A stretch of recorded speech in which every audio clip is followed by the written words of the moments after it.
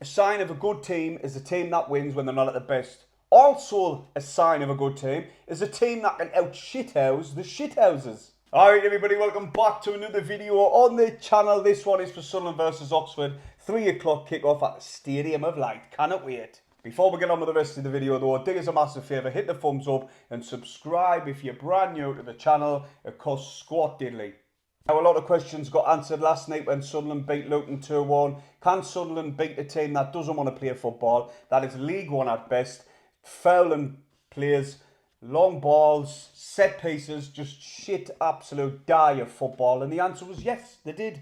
And there was a brilliant bit of shithousery from Patterson near the end as well, when he was taking a lifetime. And I absolutely loved every minute of it, because that first half of football was shocking. We were sitting very deep. To credit Luton, that's the style of football they play, and over the years it has worked for them. This season, at the start of the season, they tried to play it out the back and it just hasn't worked for them. Why try and reinvent the wheel when you didn't need to? So they went back to the style of play what they used to, the long ball style, and it worked against Watford. They scored 2 set pieces from it and they beat them in the derby 3-0. They brought it into Sunderland game and Sunderland were having none of it. Yes, was sat off and at times it was sketchy, and I thought that this, we're just inviting far too much pressure and it'll be a matter of time before they did score. But Sunderland are determined, passionate, never see a die, and they went till the very end and they showed a lot of character to overcome the way Luton were playing. And so much so at the end of the game, the character which I'm loving in the team, that they're fighting for each other. Mepham was getting into a handbags with their keeper, and Job comes out, all the team comes running out, all getting into it. Fucking wake up! Luke 09 comes flying in from nowhere, jumping on top of people. This is when it all boiled over. I was like, I know what it is. I didn't care. I like to see that from my team. It shows you that they give it togetherness that they've got at the minute. And it says us top of the league, and long may this continue the way they're playing. But going back to the Luton game, obviously when in the first half, it wasn't suiting us with Chris Reig playing out on the wing. He said it himself, he's not a winger, and he prefers to be playing in that number 10 role. And it didn't suit him. And I thought our outlet, and I said in the game, is Mundle. Get the ball to Mundle, get the ball to Mundle. And he'll get us further up the pitch where we're just sitting far too deep for my like. And that's the thing with Roberts. He can drive the ball up the pitch and relieve the pressure on the defence. But we're stuck with that. I thought we might make changes at half time, bring on Brown and Roberts, but it didn't. Reggie wasn't having none of it. He just took McGann out. See this pressure off from Luton. They cannot continue at 100 mile an hour for the rest of the game. And we were proved. A lot of us will prove wrong on social media when we were saying, take this one off, bring this one on. He's stuck with it. And I tell you what, hats off to the recruitment team for waiting and bringing in Reggie, because he has won in 11 games more than Dick Advocate, Ricky Sprazier, Paolo Di Canio, Chris Coleman, Simon Grayson. Who else was there? Moyes, Beale. He's won more games than them. So, and he's won away from Sam Allardyce, believe it or not. And you know what we think of Big Sam. So he's doing outstanding at the minute, and long may it continue. Now the goals, Chris Reig. When the ball gets played into Chris Reig, he's done really well to show composure. He gets it out of his feet. He sees the Luton player coming in, blocks him off, and then puts it across the keeper and gets the goal after he makes a little yard of space. He's down. Play continues. Sunderland have got a chance inside the area. There's a chance here, and he's in.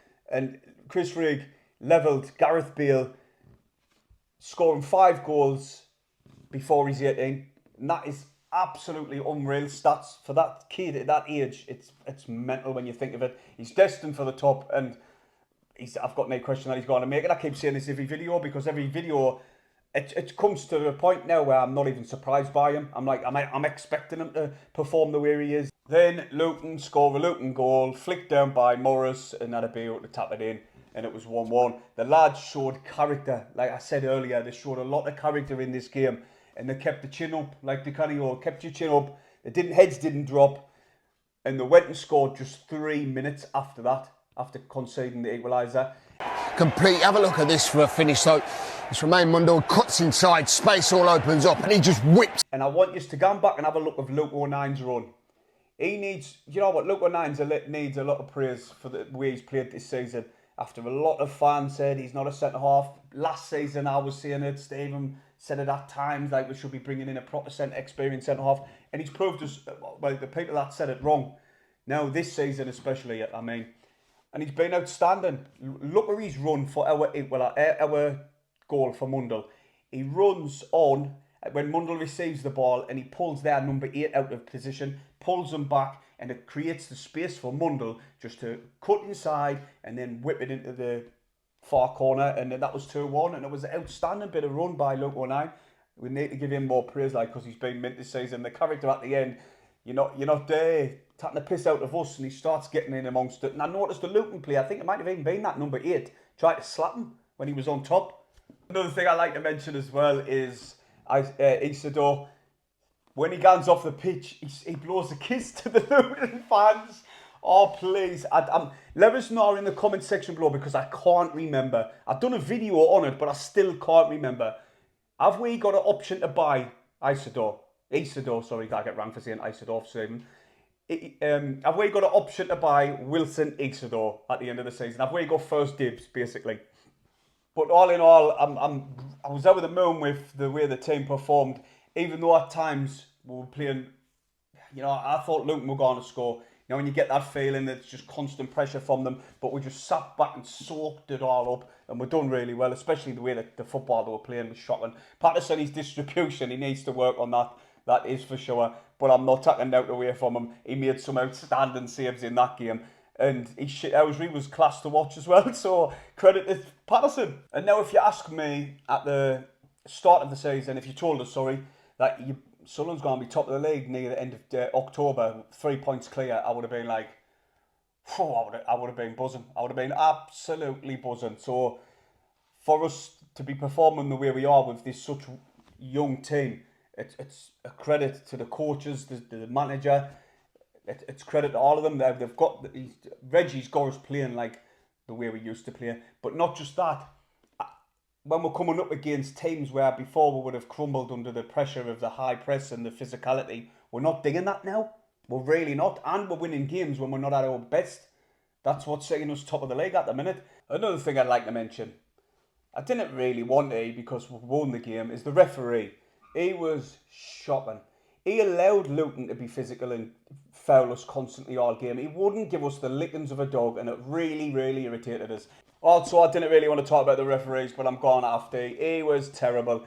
He wouldn't give you the lickings of a dog. He allowed Luton to play this horrible style of football, this fouling constantly, and he just let the game play, and he shouldn't have, because there was numerous times where we were getting fouled, and it was clear fouls. And also, Morris's goal, what he scored, and he was furious thinking that he was onside. Their number 18 went for the ball, therefore he came from offside position and he was offside basically. Which is, they've changed the rules. They keep doing it every season, and it's just ridiculous at times. The 6-yard line, when the contact, he's onside. That's a shocking decision, isn't it? That's nowhere near off. Because to me personally, it did look like a genuine goal, because Morris, obviously, the ball came in. He didn't exactly touch the ball. He just went to glance at it. He was nowhere near it, but by the letter of the law, he was offside, so it didn't stand. But the full-time whistle, I was properly buzzing with the lads, because, like I said, they answered a lot of questions. Can they play against teams who didn't really want to play football? They just obviously want 3 points, and they're going to get it whichever way means necessary. And there's this long ball and physical high pace, getting your face, you know, that shite carry on. And they managed to dig it. They managed to overcome that. And that's what I was like buzzing more for, is the fact that we're dug in, we played our style of football, and football won on the night, which I'm so buzzing for, because I cannot stand it when we come up against teams who do that. Normally we crumble. Last night we didn't. Now then, we're moving on to Oxford, newly promoted. Now, if you asked Oxford fans, that you'd be sitting 14th, undefeated at home this season, on 14 points, scoring 15 goals, only conceding 13. So you've got a better goal difference. They would have snapped your hands clean off at that. At the minute, Oxford are a bit of a draw specialist. They've drew the last 3 games 1-1. They've drew the last 5 games. They drew with Derby, West Brom, Pompey, Luton and Burnley. Some good results in there for them. Burnley just came down from the Premier League, as had Luton. Well, in their last game, like I said, they drew. And they were very disappointed in that game. They thought they should have won. I didn't like to say this, but it was like long ball, direct, according to Craig Short. That was like League One style football, they were saying, and they were disappointed not to get the victory in that game. Scarlett getting on the score sheet, he's starting to hit a little bit form for them. But I just hope on Saturday that doesn't become the case again. Also, Ben Nelson has been given like sort of the freedom to play out the back. Now, if they do that at the stadium, like, they will get punished, because we will just exploit the space with our pace from Mundell and obviously Roberts if he starts on the right hand side. Right then, a few players I'd like to mention. I hate digging this because every time I do, they normally score. It's Harris. He scored 4 goals this season up now. He got 15 last season and 4 assists. He's a one to watch. And also Ruben Rodriguez. He's got 2 goals and 2 assists up to now.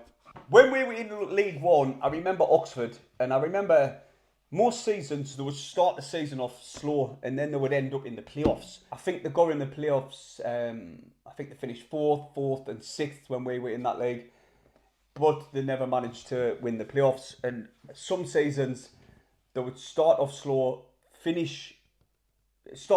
themselves in the playoffs and then just drop away. But the season they got promoted, they managed to obviously start strong and finish strong, getting in the playoffs, winning the playoffs and getting into the championship. They're digging really, really well. I think they're digging better than what most people have thought. They're overcoming expectations, to be honest. And I honestly thought they would have been, like, say, down the bottom of the table, really. Let's be honest, I'm not going to lie. But they're proving everybody wrong and they're digging really well. Now, on Saturday, though, with Sunderland, you know, surprising me every time I'm watching them when they're overcoming teams where you think, oh, this is going to be our hardest test.